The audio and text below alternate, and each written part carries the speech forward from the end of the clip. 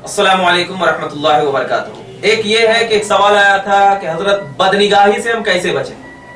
बदनिगाही जो होती है यानी किसी की तरफ निगाह देखने से कैसे बचें, तो उसका जवाब तो क्या है, एक ये है कि अपने निगाहों की हिफाजत करें, अपनी निगाहों को नीची रखें। जैसा कि कुरान में इरशाद फरमाता है अल्लाह ताला, कुलिल मोमिनीन यगुज़्ज़ू मिन अबसारिहिम, ए महबूब आप फरमा दीजिए मोमिनीन से कि क्या है, अपनी निगाहों को क्या करे, नीची करे, अपनी निगाहों को क्या करे, नीची करे।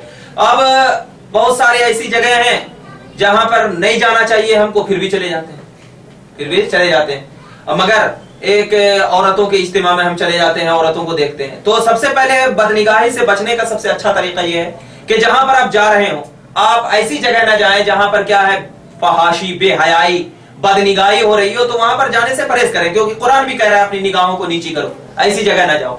और तो हदीस में भी है कि बाद लोग कहते हैं कि नहीं हम जाते हैं बाजारों में, जाते अचानक नजर पड़ जाती है। तो हदीस में ये है कि क्या है, अल्लाह के रसूल सल्लल्लाहु अलैहि वसल्लम ने फरमाया कि क्या है, अगर किसी गैर महरम पर पहली नजर पड़ जाए तो अपनी निगाह को नीची कर लो, अपनी निगाह को नीची कर लो, दूसरी पड़ने ना पाए, क्योंकि पहली नजर तुम्हारी है और दूसरी नजर शैतान की है।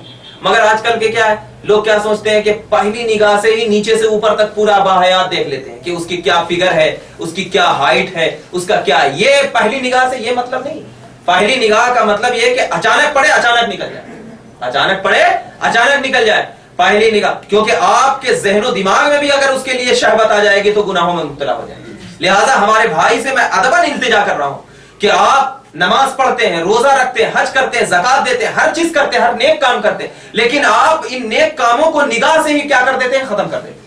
तो निगाहों से बचें, ऐसे बचें कि आप अपनी माँ बहनें समझें, आप अपनी निगाहों ऐसी जगह न जाए जहां पर फहाशी हो। लेकिन आज हमारी औरतें खास कर क्या करती हैं, बाजारों में जाकर के औरतों को देखती हैं और क्या कहते हैं, हम अगर मना करते हैं कि बुर्का लगा दो तो लोग क्या कहते हैं, अरे इस्लाम तो कितनी कैद का, अरे इस्लाम कैद का नहीं बल्कि तुम्हारी हिफाजत की दावत देता है, कैद का नहीं दावत देता, हिफाजत का दावत देता है।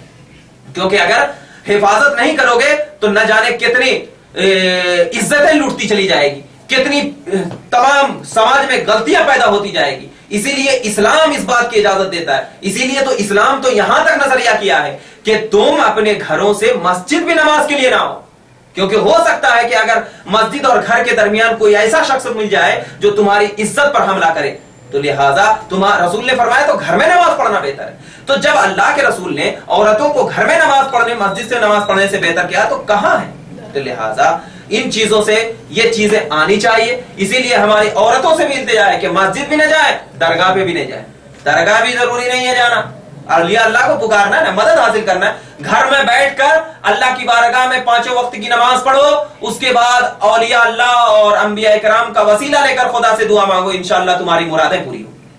लिहाजा आप निगाहों को नीची करने का और निगाहों से बदनिगाही से बचने का तरीका यह है कि आप बुरे कामों से बच जाएं, हर चीजों से बच जाएं, इंशाअल्लाह आप महफूज रहें।